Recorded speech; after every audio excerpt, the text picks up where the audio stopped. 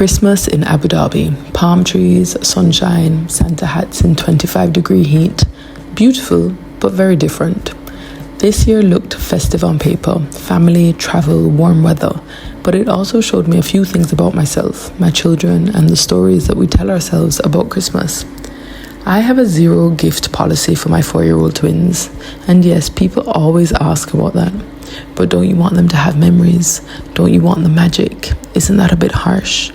But here's the thing, I want them to value people over things, presents over presents, connection over consumption. Gifts are easy, being intentional is harder, especially when it goes against the status quo. People always ask if they know who Santa is. They do. They can name him, they recognize him, they'll point him out. But to them, he's just decoration, a man in red, like fairy lights, like baubles. There's no emotional weight attached or the expectation that he's going to bring them gifts on Christmas Day. And I think that's important because our magic isn't coming from a character, it's coming from us. And let me tell you about the surprise, which was quite honestly an epic fail. I really thought that they were going to lose their minds seeing my sister and her 2 girls for the first time in months. Big family reunion vibes. In my head, maybe tears, screaming, running, big emotions. Reality, it was very mild, babes. Very, oh, okay. I wasn't sure if my girls were confused when they saw my family, processing, or just unbothered. And it made me laugh because it reminded me of something important. Children are not sentimental in the way that adults are. That reaction, it wasn't failure, it was clarity. We project meaning, we attach emotion, we often build up moments in our heads, whereas children, they just are. They don't need a grand reveal, they don't need drama, they don't need excess. And then there's the food. I don't just suddenly allow refined sugar or ultra-processed food just because it's Christmas, at least not within my control. I don't believe that special occasions should be built on sugar. Celebration doesn't need to mean dysregulation. Joy doesn't need to come from sweets. Food is food. Connection is the event. And honestly, this might be our first ever real family destination Christmas, like all of us meeting in a foreign country. And whilst we had a great time, I'm not sure I'm a fan. I missed decorating my Christmas tree in my house, cooking my food, playing kaluki all night, the sorrel, the chaos, the familiarity. Traditions anchor you, and that felt a little bit absent this year. This Christmas reminded me of something important though. Children don't need more stuff, they need more us.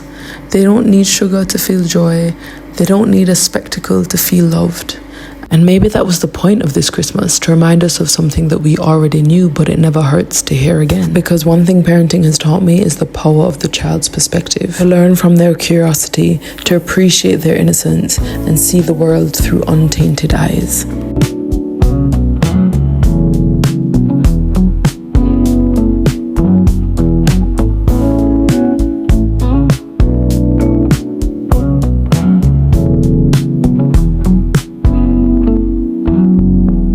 This nomadic life that we live has also shown me that we have really attached meaning to days, because I never know what day of the week it is. And normally Christmas, New Year's, these days, particularly New Year's, is my favorite day of the year. And this year, it just felt like yet another day. I haven't figured out yet if that's a good thing or if that's a bad thing, but it's definitely different and challenges me to think about the way we spend our days. It also makes me realize how time flies and how very little time we have here, so we have to live life to the fullest. Previously, that would have annoyed me because if I have to go to work every day, that's clearly going to limit what I need to do.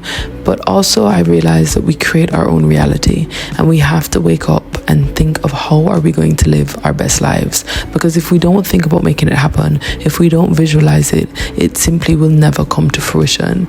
These travels with my girls are dreams that I once had, and trust me, it is not all perfect, but there is not a day that goes by that I don't live in gratitude, because we are living somewhat of a fairy tale. However, it's in real time, and if you had asked me months ago or years ago, would I really be able to make this happen, the answer would have been no. And yet somehow, babes, we're still here. Traveling the world, spending time with those that we truly care about, and thinking about where is going to be our next big adventure.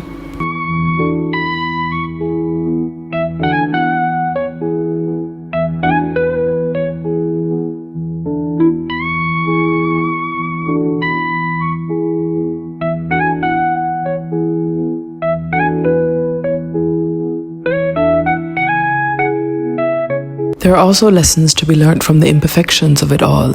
You see, I was nervous about this buffet because I'm not a fan of lining up for food like I'm at a prison. But one thing I did commit was I was not going to be a Grinch. I was fighting off my inner Grinch, to be honest with you.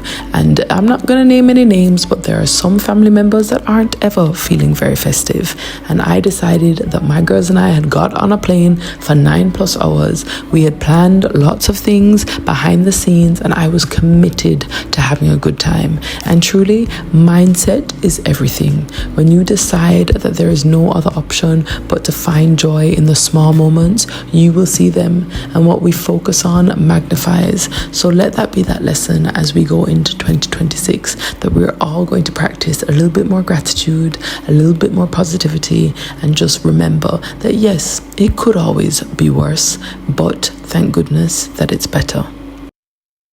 Motherhood also makes me do things that normally I never would. It makes me not care about the opinions of strangers because my focus is only on me and my baby. And I hope that even when she grows up, she forever wants to dance with me like nobody's watching.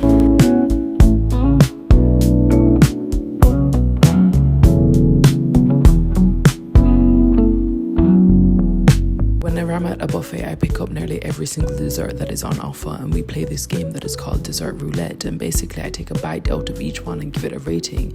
Most times it is atrocious, but that's the fun and games of it all. And actually a few of these ones surprised me, so hey, not all buffets are bad.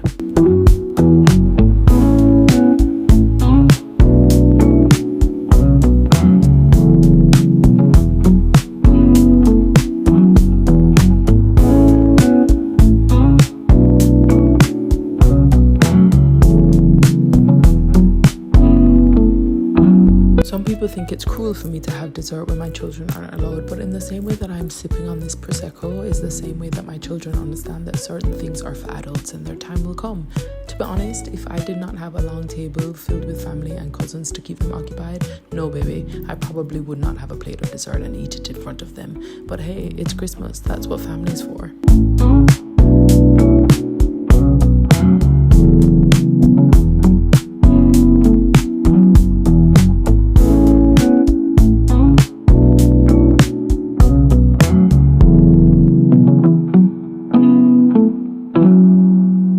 Logistics perspective, I should add that one of the difficult things about booking a place for brunch in Abu Dhabi, or maybe it's a Dubai thing, maybe it's a UAE thing, I don't know, but nobody was able to share their menu, so you kind of have to go in blind.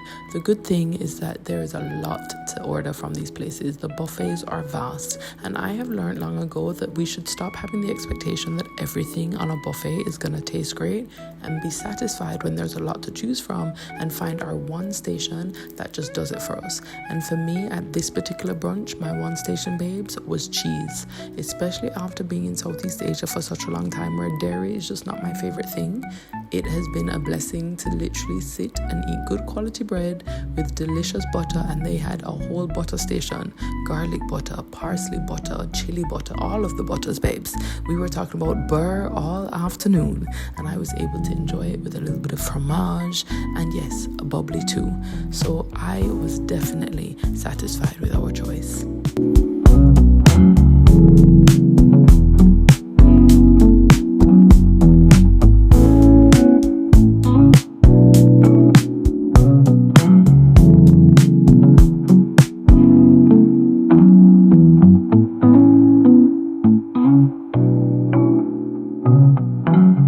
Christmas isn't about recreating the perfect moment. Maybe it's about noticing what actually matters when all the noise is stripped away, even under the palm trees, even without the presents, even without the surprise. My darling, you're welcome.